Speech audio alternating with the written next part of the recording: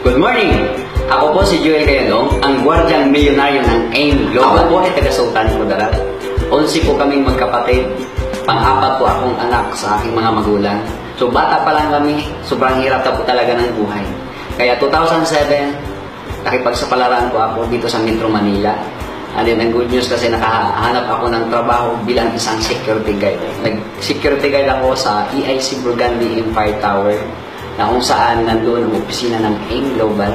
So, 2007 pa lang, alam ko na may AIM Global. Ini-invite ako araw-araw sa mga distributor ng AIM Global. Habang naka-duty ako sa lobby, minsan sa Gate 1, and then minsan roving guard ako. So, marami pong mga distributor na kung saan sobrang kulit. The moment na alam nila na hindi ka pa AIM Global. Pero hindi ko sila pinansin. Kasi po ayaw ko po talaga ng networking. Ayaw ko pong pumasok sa sales kasi hindi ko po linya, hindi ako sanay. Wala po akong mga taong mai-invite kasi nga probinsyano po.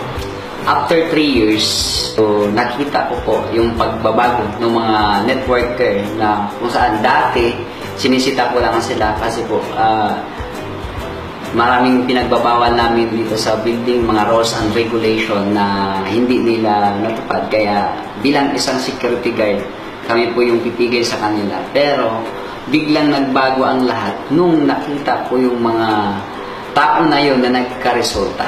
So nakita ko po na sobrang nagbago ang buhay nila. Kaya nag-decide ako na titingnan ko ang kumpanya at tingnan ko ang AIM Global. So nakita ko, lumatin ako ng seminar, doon nagbago talaga ang isip ko. Pinagsisihan ko po yung 3 taon na inaayawan ko ang AIM Global. Dahil 3 taon pala na nasa harapan ko na ang opportunity, pero inaayawan ko na. Kaya nag-decide akong mag-join, pero that time sobrang nahihirapan ako kasi wala po akong perang ilalabas. Wala po akong CB980. Imagine mga sahod ko is 9,000 pesos per month.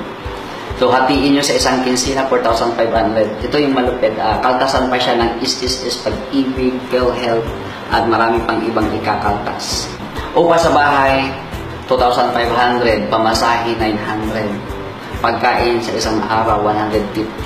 Kaya yung sahod ko totally zero talaga pagdating ng sahuran, yung pay slip talaga.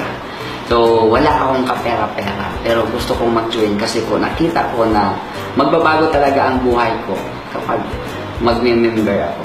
Kaya naisip ko na gagawa ako ng paraan. Kaya nung mga time na yon, hindi ako makatulog. So, kinabukasan pumunta ako sa agency namin. And nag-loan po ako. Nung nag-loan ako, so good news kasi pinaloan naman ako agad-agad sa agency namin kasi po malakas po ako sa agency namin. So, ako po yung pinaka-magiting na security guard na masunurin po talaga kung anong mga inuutos nila. Kaya agad-agad binigyan ako ng cheque. 8,000 po ang iniloan. Nung araw na yun, naging member na ako sa AIM Global. So, siyempre tuwang-tuwa ako kasi yun talaga yung goal ko na mapabilang doon sa mga naging successful. So, pinag-aralan ko yung sistema. And then, nagpaturo ako sa mga upline. Maraming mga trainings na mga inatinan ko.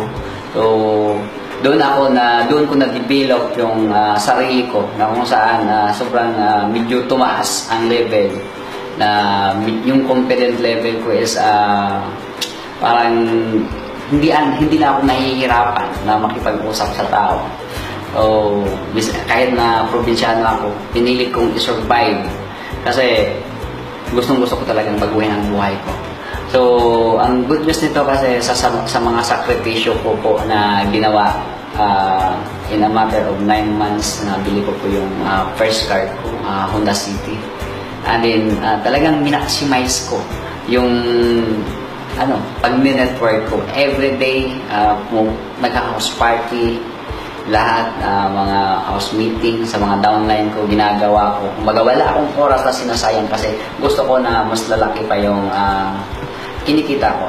Ngayon po ay sobrang na-excite ako kasi dahil meron na pong na-put up na sistema na sobrang ganda na kung tatawagin ay Jillian Project na dito in-apply ko po sa buong grupo ko at nag-double po yung cheque ko. So kaka-encash ko lang po ng cheque ko na 1.4 million. Grabe, sobrang baliw na baliw ako kasi first time in my life na makahawak ng ganun kalaking amount ng pera na kung saan nanggagaling po talaga sa pinaghirapan ko.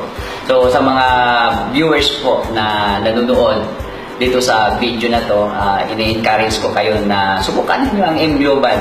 Subukan niyo kasi huwag na kayong magduda pa. Kasi kung pagdududa lang, nagduda din po ako dati. So mas masarap na masubukan ninyo para at least malay ninyo yung nangyari sa akin, pwede pong mangyari sa inyo.